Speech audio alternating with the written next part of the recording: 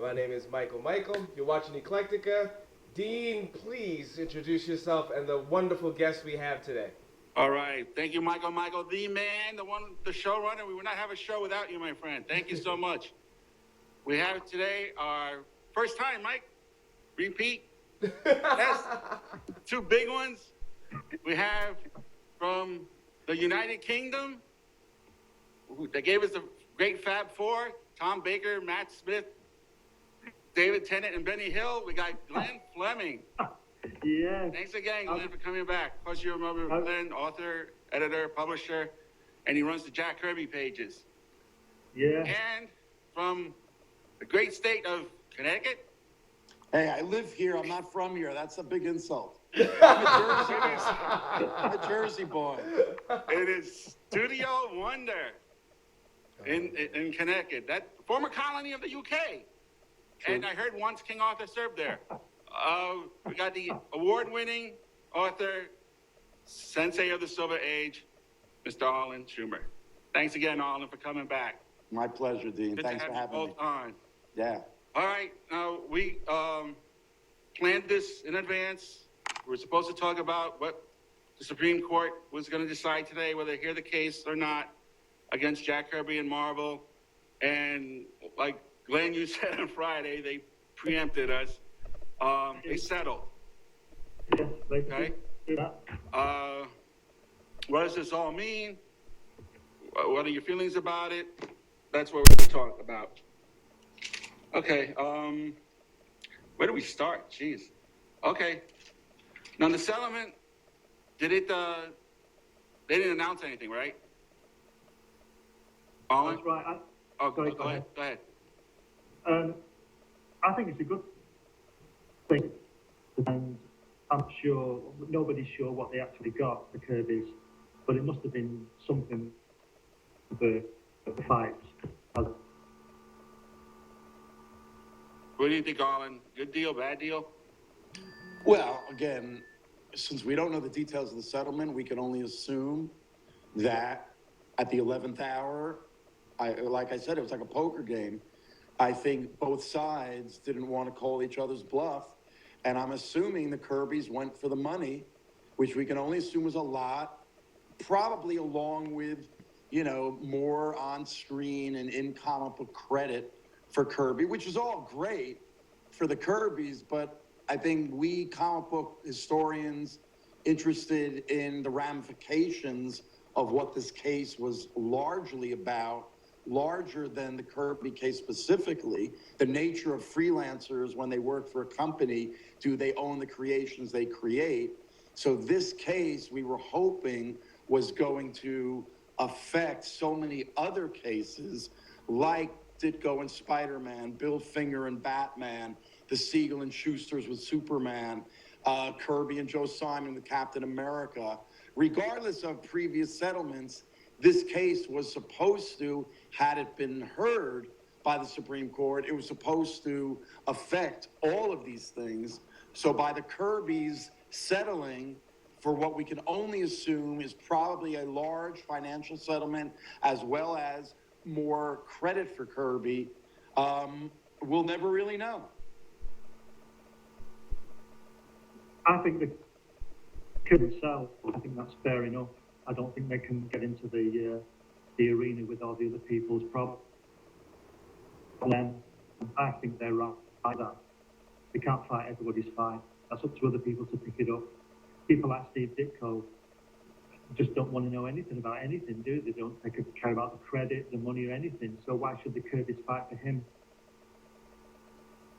Well, this nature of the discussion about Ditko, the fact that Ditko himself believes that he was work for hire, according to urban legend, refused a big check that I think Sony wanted to give him for Spider-Man.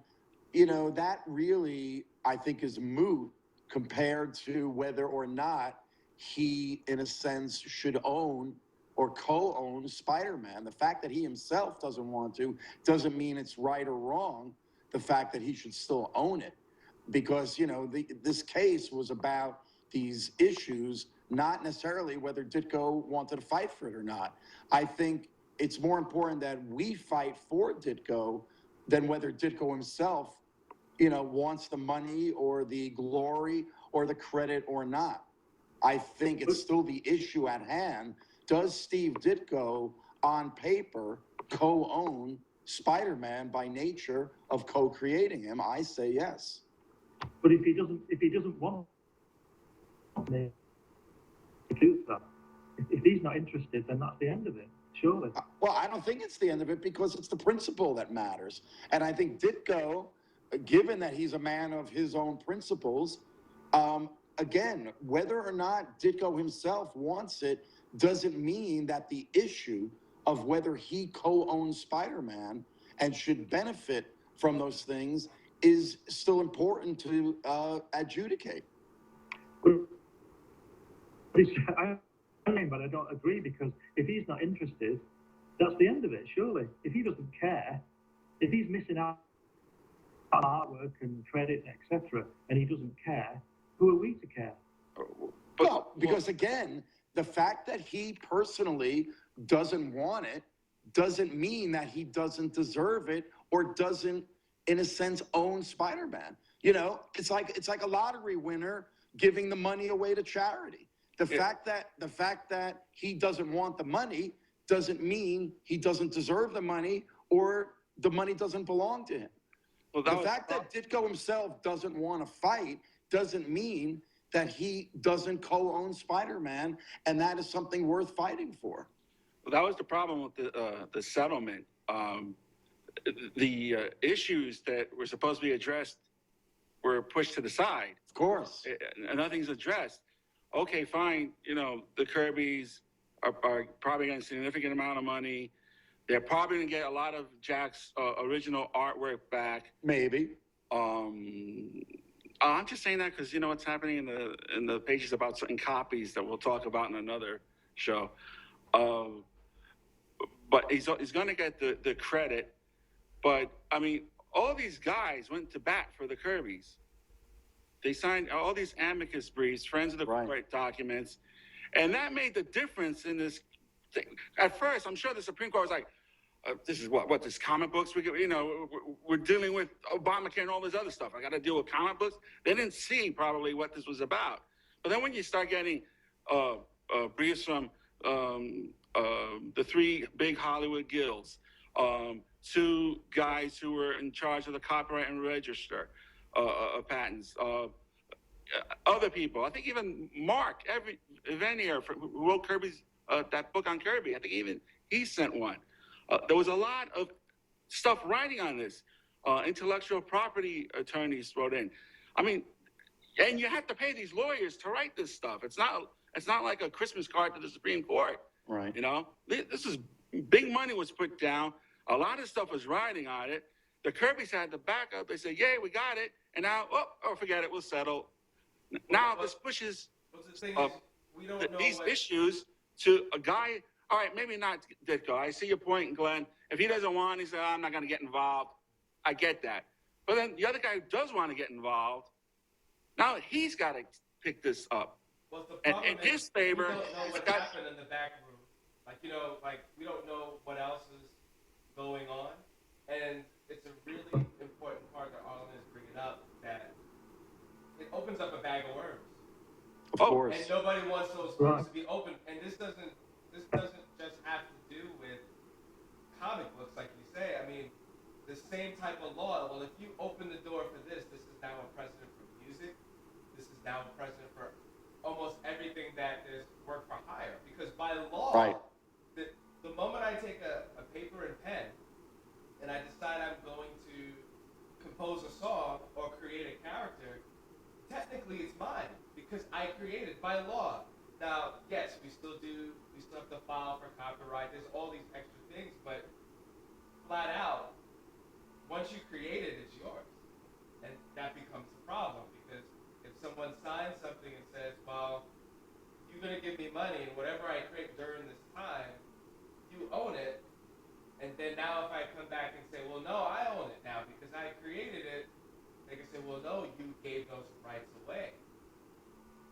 And let me just add, I guarantee you Warner Brothers that owns Batman was in the background behind Marvel Disney saying, you better settle with the Kirbys and we'll throw in some money because if you lose this case, we're going to have to give who knows what percentage of Batman to Athena Finger, the granddaughter of Bill Finger, and just figure out how much money that would be. So I guarantee you, whatever the settlement was, I'm sure Time Warner was involved behind the scenes, along with Disney Marvel, saying, you cannot open this can of worms because the amount of money that this intellectual property is worth, you got to remember, Marvel has planned their movies 20 years in advance.